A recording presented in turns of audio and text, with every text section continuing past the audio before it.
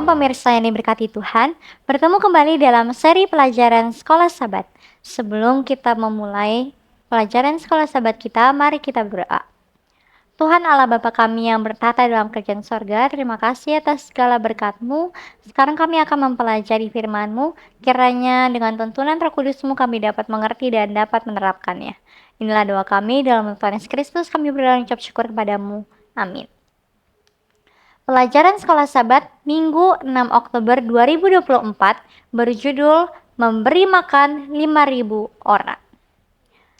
Bapak Ibu sekalian, dalam Yohanes 6 ayat 4 dan 5, Sang Rasul dengan tegas menyatakan bahwa waktu pemberian makan kepada 5.000 orang itu dekat dengan Hari Raya Paskah.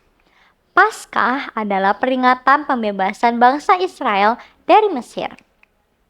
Anak domba Paskah menggantikan kematian anak sulung. Saudaraku sekalian, pengorbanan ini melambangkan kematian Yesus untuk kita.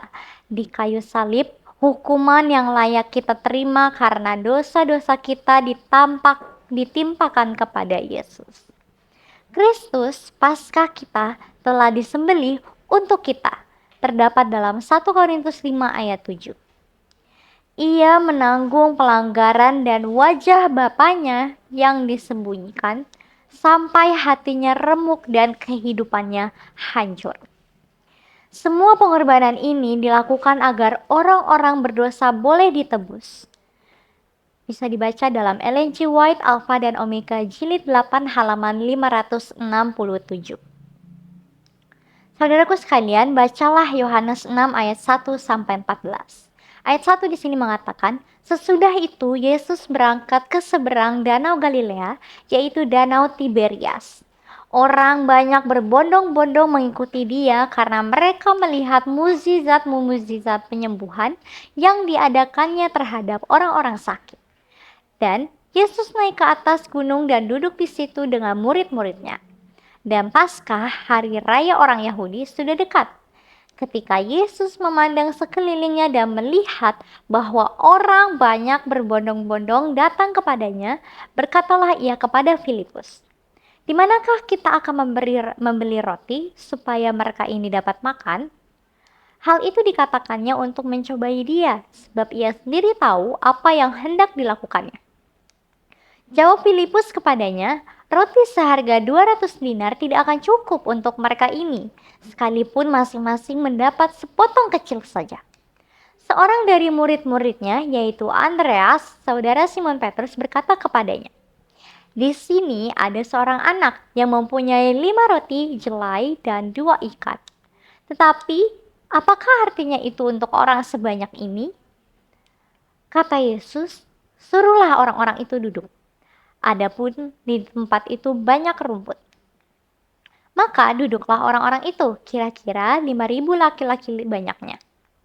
Lalu Yesus mengambil roti itu, mengucap syukur dan membagi-bagikannya kepada mereka yang duduk di situ. Demikian juga dibuatnya dengan ikan-ikan itu sebanyak yang mereka kehendaki. Dan setelah mereka kenyang, ia berkata kepada murid-muridnya, "Kumpulkanlah potongan-potongan yang lebih supaya tidak ada yang terbuang." Maka mereka pun mengumpulkannya dan mengisi 12 bakul penuh dengan potongan-potongan dari kelima roti jelai yang lebih setelah orang makan. Ketika orang-orang itu melihat mukjizat yang telah diadakannya, mereka berkata, "Dia ini adalah benar-benar nabi yang akan datang ke dalam dunia." Saudaraku sekalian, persamaan apakah yang dapat ditemukan di sini antara Yesus dan Musa? Yaitu, apakah yang Yesus lakukan di sini yang seharusnya mengingatkan orang-orang akan pembebasan yang telah diterima oleh nenek moyang mereka melalui pelayanan Musa? Banyak rincian dari kisah ini yang menempatkan Yesus sejajar dengan Musa dalam kitab Keluaran. Waktu Paskah dalam Yohanes 6 ayat 4 menunjuk pada pembebasan besar dari Mesir. Kemudian Yesus naik ke atas gunung dalam Yohanes 6 ayat 3 sebagaimana Musa naik ke atas gunung Sinai. Lalu Yesus menguji Filipus, itu bisa kita lihat dalam Yohanes 6 ayat 5 dan 6 saat bangsa Israel diuji di padang gurun. Lalu ada juga penggandaan roti dalam Yohanes 6 ayat 11 mengingatkan kita pada mana. Setelah itu ada pengumpulan sisa makanan yang terdapat dalam Yohanes 6 ayat 12 mengingatkan kita akan pengumpulan mana oleh bangsa Israel. 12 bakul berisi sisa makanan dipungut. Yohanes 6 ayat 13. Jumlah yang sama dengan jumlah 12 suku Israel. Dan orang-orang berkomentar bahwa Yesus adalah nabi yang akan datang ke dunia. Terdapat dalam Yohanes 6 ayat 14. Sejajar dengan nabi seperti Musa yang dinubuatkan dalam Ulangan 18 ayat 15. Bapak Ibu sekalian, semua ini menunjukkan bahwa Yesus adalah Musa yang baru datang untuk membebaskan umatnya. Dengan demikian, Yohanes menunjukkan bahwa Yesus tidak hanya melakukan tanda dan mukjizat, tetapi juga melakukan tanda dan mukjizat yang dalam konteksnya seharusnya memiliki makna khusus bagi orang-orang Yahudi. Pada dasarnya, ia menunjukkan kepada mereka tentang keilahiannya sendiri. Bacalah Yesaya 53 ayat 4-7 dan 1 Petrus 2 ayat 24.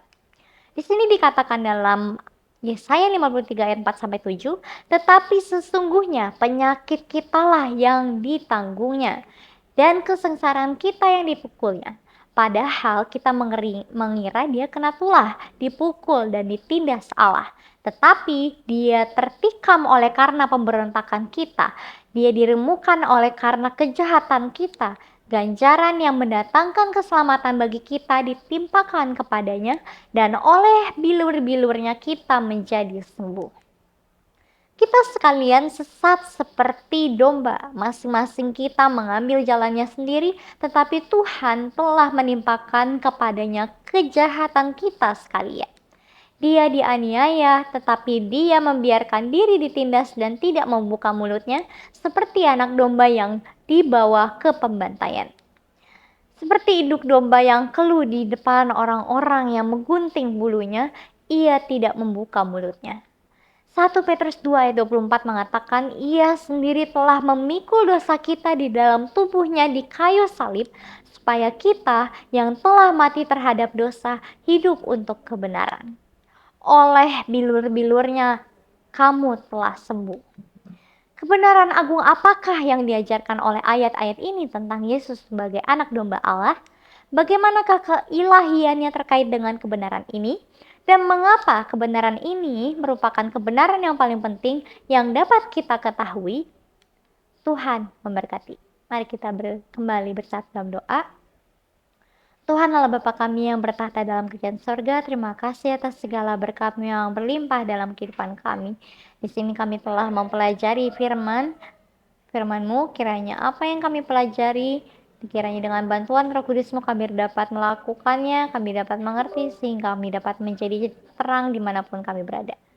Tuhan kiranya juga memberkati para pemirsa sekalian yang telah bergabung dengan saya untuk mempelajari firman-Mu, kiranya mereka diberikan kekuatan, kesehatan dalam menjalani aktivitasnya sehari-hari. Inilah doa kami ya Bapa. Dalam nama Tuhan Yesus Kristus kami berdoa dan mengucap syukur kepadamu. Amin.